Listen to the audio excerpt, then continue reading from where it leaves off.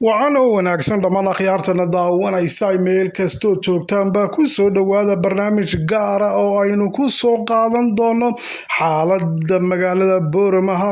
haatan ay ku sugan tahay kadib dilkii loo geystay sarkaalkii ciidamada badda ilaalada xeebaha ee Jamhuuriyadda Soomaaliland ka tirsanaa kaasi oo askarigii dilayna haatan isaga laftarkiisa Boorama uu ku xidhan yahay waxa aynu soo qaadan doonaa hadaba cuqaasha waxgaradka iyo markaa salaadiinta ka soo jeeda beelaha dega gobolka Awdal oo markaa kula hadlay magaalada Boorama saxaafadda baaq ay soo direen oo markaasi ay bulshada oo dhan ay markaa dhanbaal u dirayaan iyadoo haatan arrintiina la xaliyay oo markaasi la isla afgartay in ninkii dilay markaasi loo qisaaso dhinaca kale waxaan ku soo qaadanaa barnaamijkan laba ka mid ah dhalinyaro markaasi ka soo jeeda reer Gabiley ah oo Berbera tegay oo laba ka mid ah ay maanta ku dhinteen magaalada Berbera gaar ahaan xeebta badda ay markaasi qaadatay laba kalena waa la soo badbaadiyay iyagoo markaa dhalinyaradu ay badnayd hadaba mid ka mid ah dadkii badbaadinayay ee goobjooga ka ahaa markaa xaaladaas dhacday ayaa markaasi muuqaal isaguna aynu ku soo qaadan doonaa markaa isagoo inoo faahfaahinaya isla dhacdadaasi markii ay dhacaysayna goobjoog ka ahaa oo markaasi muuqaal oo halkaasi ka duubay ayaan idinla wadaagi doonaa ku soo dhawaada barnaamijka ilaahay waxaan uga baryaynaa markaa inuu naxariisto oo ilaahay dambigiisa dhaafo dhimashadu way dhacdaa ilaahay fidnada ay naga qaboojiyo marka koobaad waan baryaynaa ilaahay baan baryaynaa subxaanahu wa tacaala laakiin sidoo qorshuhu yahay inay 2 cisho ama 3 cisho gudahood ku dhammaato ayaan aad ugu rajo weynahay marka waxaan doonaynaa marka arrinta kama aanan fariisanin cid walbana diyaar bay u tahay waad ogtihiin yani waxa weeyeen meel walba laga hadlay oo wasiirka arrimaha gudaha iyo cid walba marka ay arrinta waxa weey ka hadashay oo aan cidna muxuu ahaa cid يعني كله حتى إن شرعي قال مري أين جرين قد يد حلكيدي علماء وحي قرتان إن لو حليه سيدا كتابك إلهي وكحلي أرمها ديلك عمدك وإن لقصاصه آياتك قرآنك عدينية إن أهلك لفليه ويا سبحانه وتعالى أوليه ولا كن في القصاص حياة قصاص نولبا يدوكو فلان أيا يدوكو سوغان marka walaalayaal mowqifkaas culimadu la wadaagaan salaadiinta iyo dhamaan xukuumadda cidii arrinka gashay waxaan aad iyo aad u taageersanahay in qisaasta la fuliyo si loo helo nabadgelyo si loo helo amaan wanaagsan taas aynu aad iyo aad u adkaynaynaa nin waliba wuu dhiman nin kastaaba wuu dhiman ninba waxa la ku abraba wuu dhimani maanta waxaan u joognaa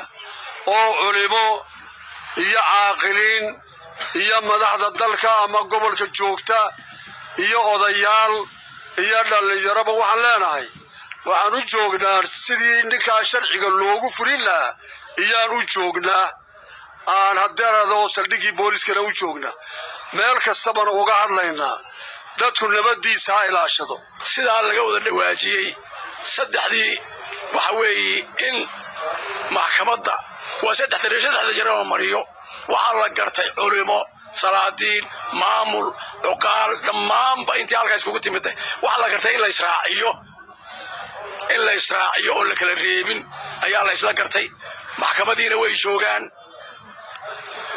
محكمة دي مركا وحويان وحل ومدد وينا وشيغينا مقالة قبل كاوض الأماء مقالة بورما ور إلهي بارهدي تلك اللي يان لقو ميريسن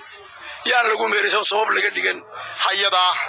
وحوي حقي والحالة مريو هدوك الدلي هيا كديركي لدلي هيبا تاسوا انتا وي قضبك كالي waxaan sheegaynaa maxkamadda ka sare ciidamadu laba maxkamadood ma leeyihiin saddex maal shacbiga saddex leh tii labaadna waa la amray wax way maanta waa tabaabashada inay bari soo galayso ayaa iyadana la noo sheegaya waxa leeyahay waxaas wax xun buu ahaa wax aad u fool xun buu ahaa in saraakiisha la laayo wax fool xun weeye waa run dhib baa dhacday xidbay ku dhacday kuma ceebayno kubana cadaynayno waxa way waxay xaq u leeyihiin dadba meelo badan wax ka soo tayaaqsada dadkaas qurbahay u badan yihiin shaqaan fidmaahayn way garan waayeen shaqaan fidmaahayn way garan waayeen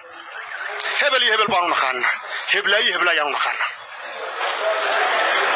waxay ka shaqeeyaan waxaan macno lahayn waxay ka shaqeeyaan dadkii deganaa dhulkani ee deganaa ilaahay ku beereen nabadda ku noolaa ee hagaagsanaa ayay waxa weeye fidma la daba wareegaan ceebtii batalaale galabta waa goor gaaban saacaddu waxa weeyaan 5tii galabnimo nimanka dhalinyarada arkaysa waa ciyaartoy ka yimi magaalada Gabiley waxay sheegeen reer Gabiley in ay maanta burca ka yimaadeen ay kubad soo ciyaareen dhalinyaradan ayaa badda galay iyagoo aan garanayn 4 ka mid ah ayaa ay baddu qaadatay 2 ka mid ah anigayga idila hadlaya ka soo badbaadiyay 2 kalena anigoo arkaya oo 2 kale la rafanaya ayay liqday 2daas ilaa hadda raqay ruuxtoona lama hayo waxaana iska cad inay nimankaasi dhinteen ilaahay oo naxariisto waayo baddu kala deejiso qofkuna aanu garanayn waa hafanaya biyuuna way dilayaan halka waxa yimid ciidamadii booliska waxa la filayaa iyaguna inay yimaadaan maamulkii dawladda hoose oo ay arrintaasi ka howlgalaan waliba qaybtii ku hawl lahayd inay badda iyo badbaadadeeda ka howlgalaan galabta may joogin hase yeeshee imika waan la hadlay maamulkii dawladda hoose waxay sheegeen inay imanayaan Allah u naxariisto 2 wiil dhalinyarada oo reer Gabiley ah oo ciyaartoy ah kubadda ciyaara sideedaba baddu waa halis haddii aanu qofku garanayn waayo iyadoo xaggan soke buux tahay ayaa xagga gaaban tahay markaan waan arkay waan dabaalanayay iyagoo fara badan ayaa xagga badda fog iga dhaafeen markii dambana waxaan ku war helay qayladooda iyagoo qaylinayo badbaadiya ilaahaya qaarkood iyaga ka soo dabaashay oo naf kala soo baxay iyagoo naf ahayn qaarkoodna way walabadan inay qaadatay Allah u naxariisto kullay noomay suurta galin inay nabada magacyadooda noo sheegaan way ka gaabsadeen laakiin Allah u naxariisto 2 wiil dhalinyarada ah abti noo sheeg kartaa 2 magac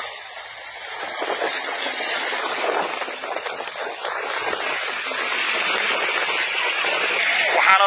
iska cad inay nimankaasi dhinteen ilaahay oo naxariisto waayo baddu kala deejiso qofkuna aanu garanayn waa hafanaya biyuuna way dilayaan halka waxa yimid ciidamadii booliska waxa la filayaa iyaguna inay yimaadaan maamulkii dawladda hoose oo ay arrintaasi ka howlgalaan waliba qaybtii ku hawl lahayd inay badda iyo badbaadadeeda ka howlgalaan galabta may joogin hase yeeshee imika waan la hadlay maamulkii dawladda hoose waxay sheegeen inay imanayaan Allah u naxariisto 2 wiil dhalinyarada